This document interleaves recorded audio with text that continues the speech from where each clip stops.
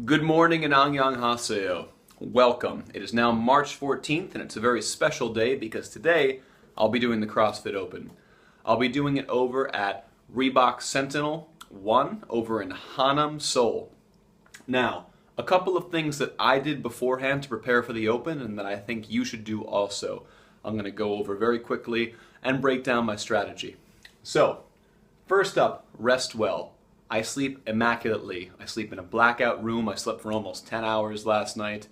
Right? Buy blackout curtains, use earplugs, use a sleep mask. I also take ZMA. I take a little bit of melatonin beforehand, some L-theanine. Take whatever you can to optimize your sleep. Listen to Kelly Starrett talk about it, Dan Party, Kirk Parsley.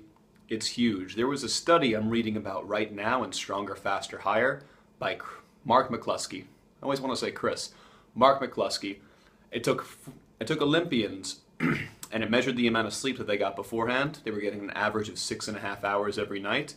Then they encouraged them to get more. They got 8.5 hours, and over the course of 5 to 7 weeks, their performance went up by 14%. That's the kind of stuff you only really see with drugs. You wouldn't think you'd see it with sleep. So if you're not sleeping your full amount, you're not waking up naturally, sleep more.